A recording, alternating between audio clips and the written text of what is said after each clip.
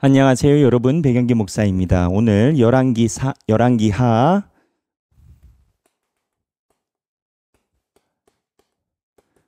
15장 8절에서부터 31절까지 내용 살펴보겠습니다. 자, 열왕기하 15장 8절에서 31절 보기 전에 지금 오늘 이스라엘 왕 스가랴부터 시작되는데 이 스가랴의 위치가 어디쯤 되나라고 한번 보겠습니다. 이 앞에는 그 아합의 집안이에요. 빨간색. 그 다음에 요람일 때 예후 아시죠? 예후가 아합의 집안을 다 숙청을 합니다. 그리고 하나님께서 예후의 열심을 사랑해 주셔서 4대간 나라가 이어질 것이다 라고 얘기를 해요. 그래서 예후, 요아스, 여로보암 2세까지 옵니다. 이 여로보암 2세 때 사실은 굉장한 축복을 하나님께서 주십니다. 북쪽에는 여로보암 2세, 남쪽에는 우시야. 그래서 어느 정도의 축복이냐면 지도를 보겠습니다. 이제 지도를 보면은 이 지도에서 이 우시야하고 여로보암 2세가 가지고 정복한 이 땅이 남쪽으로는 우시야가 정복한 땅이고요. 그리고 북쪽에는 여로보암 2세가 정복한 땅을 합치면 솔로몬이 정복했었던 땅과 거의 흡사합니다. 회복을 다 준 겁니다. 그리고 여기에 보면은 에시온 게빌이라는 항구가 여기 있고요. 그 다음에 엘라시라라는 부두가 여기 있습니다. 에시온 게빌은 이쪽 유다 쪽에서 있는 항구고 엘랏은 이쪽 동쪽 나라의 항구입니다. 여기서 어디로 빠져나가죠? 홍해로 빠져나가죠. 지도로 살펴보면 이런 거죠. 자, 여기에 보면은 여기 엘바란이라고 되어 있는데 여기가 엘랏이라기도 하고 엘바란인데 예루살렘이 이쪽 여기까지 땅을 다 점령을 한 겁니다. 그렇게 되면 어떻게 되냐면 대해, 지중해하고 이쪽 홍해 사이에 교역 통로를 이스라엘이 갖게 되는 건 거죠. 솔로몬 때 있었던 그 영토를 다 수복을 한 건 겁니다. 하나님께서 큰 축복을 주셨죠. 근데 우리가 여기서 알아야 되는 게 있습니다. 하나님께서 축복을 주셨는데 오늘 분위기는 좀 진지해집니다. 무슨 얘기냐? 축복이 회개를 위한 부르심일 수가 있습니다. 이스라엘 역사에 보면 지금 그래요. 지금 이스라엘 역사에서 하나님께서 축복을 주신 건 잘해서가 아니에요. 이스라엘이 돌아오기 위한 하나님의 부르심인 건 거예요. 축복이.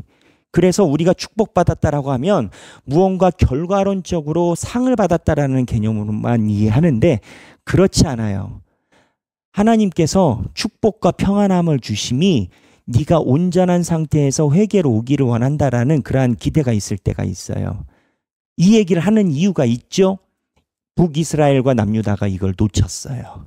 그래서 이 다음부터 국권이 나라가 침략을 당하고 그리고 외세에 침략당하면서 무너져 내려가는 단계로 들어갑니다. 그래서 오늘은 이 부분에 대해서 이스라엘 왕 스가랴부터 들어가요. 아까 다시 순서 볼게요. 그래서 예후에서부터 여로보암 2세까지 왔단 말이에요. 그 다음에 이제 스가랴 왕이 생겨요. 이 스가랴는 딱 6개월 통치했어요. 이 스가랴가 예후의 집안인데 사실은 4대를 예후 빼고 하나 둘 셋 넷 이렇게 계산하기도 하고 예후 넣어서 4, 5대 이렇게 하기도 하는데 스가랴를 안 치기도 하고 왜? 이 사람은 6개월 왕위에 있었어요. 이 스가랴는요 6개월 왕이 있으면서 어떻게 되냐면 하나님을 의지하지 않고 친아수르 정책을 펼칩니다. 자, 여기서 친아수르 정책이라는 단어가 나왔어요. 친아수르 정책이 왜 나왔을까요?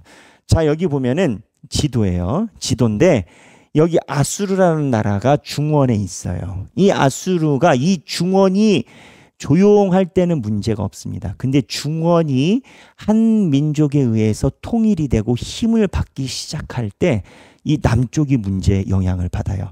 이 중원에서 쭉 팽창을 하게 되거든요. 옛날에는요.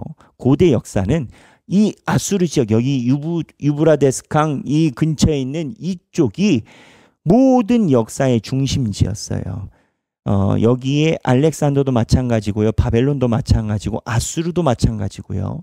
그래서 이쪽에 아수르라는 나라가 커졌는데 이 나라가 무력으로 이 이집트를 언제나 향해서 전투를 준비합니다. 이집트가 이쪽이에요.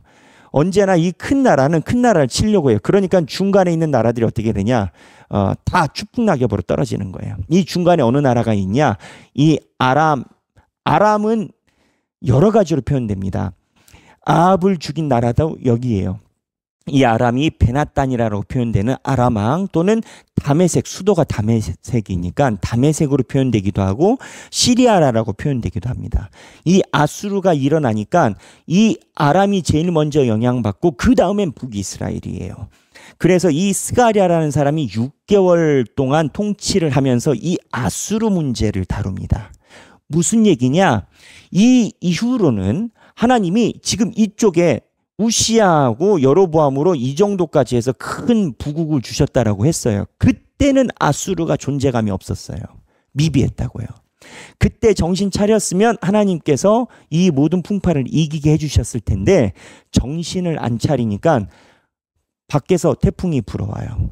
불어오니까 이 북이스라엘 왕들이 어떻게 하느냐? 남유다도 마찬가지고요.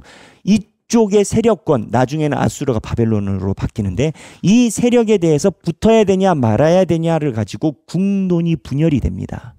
그래서 하나님께서 하나님을 따르지 않은 그 민족이 해산되는 방식으로 국론 분열이 있게 마련이에요. 누구는 이 아수르에 붙어야 된다라고 얘기를 해요. 누구는 아니 이집트 쪽에 붙어야 된다라고 얘기를 해요. 이집트가 오랫동안 강대국이었으니까. 그럼 예언자들은요. 예언자들은 그렇게 얘기를 해요. 하나님을 의지하라라고 얘기를 해요. 근데 왕들이 하나님은 눈에 보이지 않으니까 의지하기보다는 이 강대국에 붙는 것에 집중을 합니다. 이러한 상황에서 지금 오늘 스토리가 전개가 됩니다. 그래서 오늘 자, 이 스가랴는 이 스가랴 왕이 이스라엘 왕인데 6개월 있었는데 친아수르 정책을 펼쳤어요. 이쪽. 그러다가 이스라엘 왕 살룸이 스가랴의 자, 여기 보시죠. 살룸으로 넘어갑니다. 자, 이 스가랴가 친아수르 정책을 펼쳤어요. 그러다 6개월만 통치를 했어요. 살룸이 구테타를 일으켜요. 그 살룸이 구테타를 일으켜서 했는데 이 살룸은 한 달 통치해요. 아까 친아수르였잖아요. 그러니까 이 살룸은 반아수르. 그 반아수르 세력을 모아서 구테타 성공한 건 거예요. 이 사람은 한 달이에요. 살룸. 그 다음에 무나엠이 일어나요. 무나엠이 일어나서 이 살룸을 구테타를 쳐요. 이게 하나 내려가면 구테타예요. 이 무나엠은요 또 친아수르입니다. 10년을 통치를 해요. 근데 이 무나엠은 아주 사악한 왕이에요.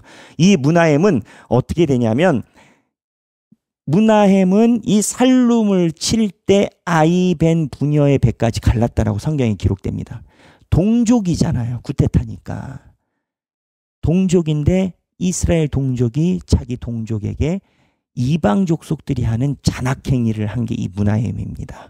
그래서 무나엠은 성경에서 비판적으로 얘기를 해요. 근데 이 무나엠이 친아수르 정책을 펼치니까 나라가 어려울 때 저쪽 아람 북쪽 있죠? 어려울 때 아수르에게 돈을 주고 군대를 끌고 와요. 결국에는 그 아수르가 여기 보면 호세아 때 이 북이스라엘을 멸망시키는 겁니다.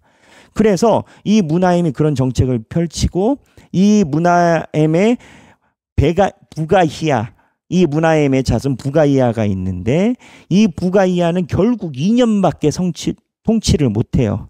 이때 부가히야 때 무나엠이 친아수르 정책을 했었던 이 아수르가 내려오면서 이 아람을 끝장을 냅니다.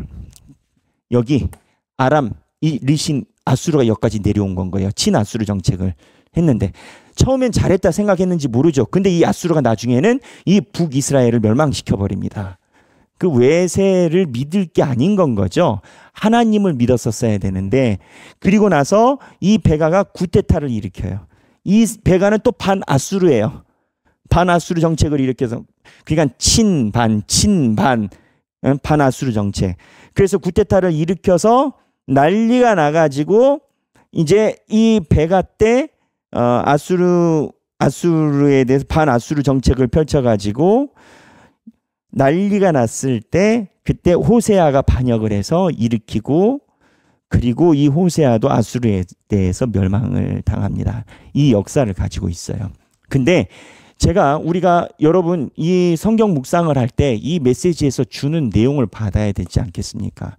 알아야 되지 않겠습니까? 첫 번째, 30년 동안 6명이에요. 왕이 마지막 30년 동안 6명이 바뀌어요. 하나님이 무엇 이야기를 하실까요? 생각해 보세요. 교회가 30년 됐어요. 담임 목사가 6명이야. 하나님이 무엇 이야기를 하실까요?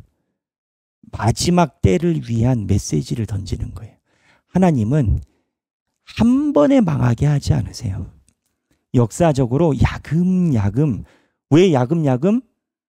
회개할 기회를 주려고 하나님이 기다리는 건 거예요. 두 번째, 그러면 회개할 기회를 주면 하나님을 바라봐야 되잖아요. 근데 문하엠은 보면요. 문하엠이 17절에서 22절에 나오는데 문하엠 17절에서 22절에 나오는데 돈을 써요. 아수르에게 돈을 줘서 잘 보인다고. 방법은 강구한 거예요. 하나님이 아니에요. 머리를 써서 강구해요. 그런데 이 성경의 역사를 보면 우리는 후대 사람들이니까 하나님을 의지하는 게 낫는 거예요. 근데 당시 사람들이 이거를 몰라. 그리고 하나님이 아닌 돈과 다른 방법, 구테타를 사용해. 뭐냐? 우리 삶도 마찬가지. 우리 삶도 내 삶에 이르는 다변사를 하나님을 의지해야 나머지가 풀려요. 하나님을 의지하는 게 살아남는 일이에요. 그래서 오늘 생각하기,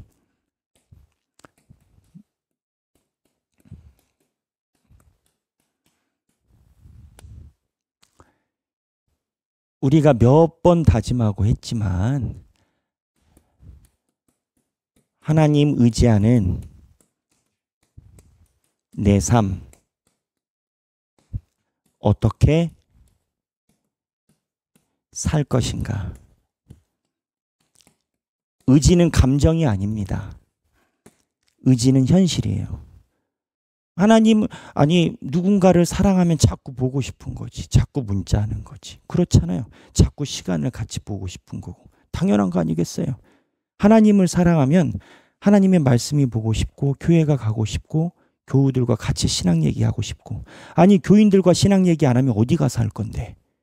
그러니까 교인들과 신앙 이야기하는 게 너무 행복하고 하나님을 의지하는 내 삶 계획 어떻게 살 것인가, 그걸 어떻게 소중하게 여기는가 스스로 다져보고 함께 나누는 시간 되면 좋겠습니다. 오늘 성경 본문 15장 8절에서부터 31절입니다. 행복한 성경 읽기 되시길 바랍니다. 감사합니다.